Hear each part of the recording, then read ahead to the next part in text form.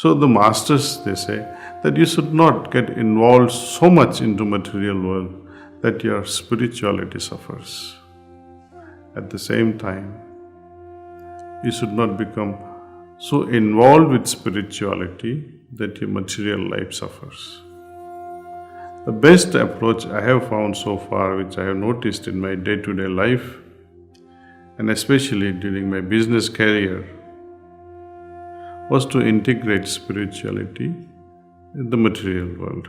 Good morning and hearty namaskars to all of you. One question that I have received from Sri Parth from Alwar, Rajasthan. Daaji, how can I become like you? Oh, this is quite flattering. A good business person and a good human being, successful in everything. Well, it depends on what you mean by success.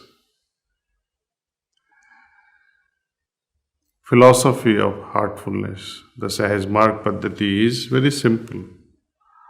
That you need not alienate your life from both material or spiritual. You must try to integrate them both. This is the clarion call of my Guruji, Pujya Babaji Maharaj. That moment you ignore one for the other, ipso facto you will suffer. For example, you may become very successful in your business, lovely family, everything are going well. Children are also obedient, wife is loving, and you have loyal friends. What more can you ask? But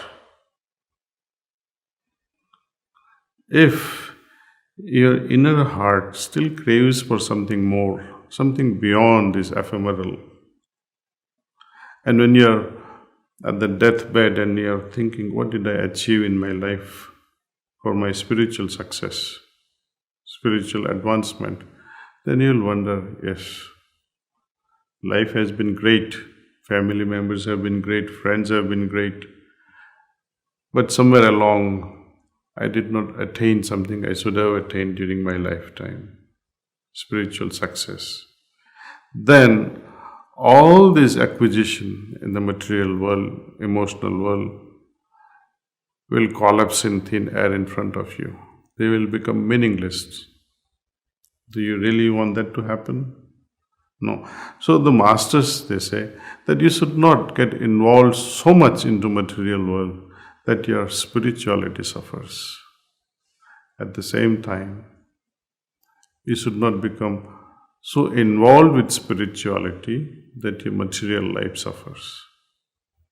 The best approach I have found so far, which I have noticed in my day-to-day life, and especially during my business career, was to integrate spirituality in the material world. And it doesn't take a lot to integrate spirituality in the business world. To run your business ethically with a consciousness that all that I am doing is to serve my Lord, my God. Very practical question from Parth Sharma, Satna, Madhya Pradesh.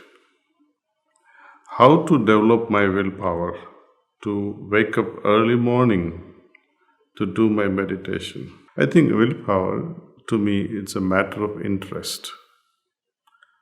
Do you like ice cream? I suppose you do. Do you use willpower to have it? Perhaps you need willpower how not to have an ice cream. But to have an ice cream, do you need willpower? You don't, because you are interested in it. You'll love it, you'll like it, that's your passion. So develop passion, develop interest. See what meditation can do. Do it few times when you are awake. Don't have to force yourself for meditation. But meditate when you can meditate, when you are up. And see what meditation can do to you.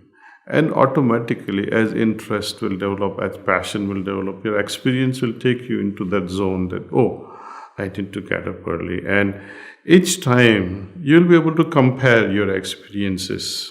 That when you meditate at 5 in the morning before sunrise, or 6 in the morning, or 10 in the morning. You see the difference. You meditate sometime at 6 o'clock, sometime at 5, sometime at 10, sometime at 2 at noon. And like a scientist, find it for yourself. Which meditation is more effective? And when you do find a great amount of intensity in your meditation at that particular time slot, adopt that time slot for your meditation. Another question from Yogesh Narayan, Chennai. What is the secret of living a peaceful life? When will this pandemic situation get over completely? Well, leading a peaceful life, it depends what you mean by peaceful life. Each individual has a different definition. You see, peaceful life to one means avoiding what is not good and embracing what is really, really enchanting. That gives them peace. To me, at this level in my life, peaceful life means no controversies so far, no disputes, not only in me but in others also. So it's not enough that I lead a peaceful life. But when I do see some disturbance elsewhere too, it does affect me too. Directly or indirectly, we are all leading a life together. Lead a balanced life in such a way that we are not pushed into this or that. It's easy to talk, but to arrive at such a state, it's not very difficult. Meditate well, do your cleaning properly every evening, and offer your prayer before you finally retire. These three simple practices brings about so much of joy and balance in life that you will be amazed at how such simple practices can revolutionize your life. And as far as COVID goes, I don't know when it's going to get over, but research as well as the trajectory shows that it's not going to happen in near future. You have seen the first wave. You have seen the impact of the second wave. Logically also, if you think that one person getting this COVID in China and how it got spread all across China, starting with limited that wet market in Wuhan, and then from that wet market into the entire city of Wuhan and the surrounding area, and then the whole China, and throughout the world. Now it's everywhere. It's mutating also very fast. We have seen Delta. There is Delta Plus, and who knows how many more Deltas will come. There is no end to this mutation. And each time organism mutate, it only becomes stronger and stronger, very rarely weaker. Unless there is some intervention, a real scientific breakthrough, which we are all waiting for. Vaccination can help us prevent.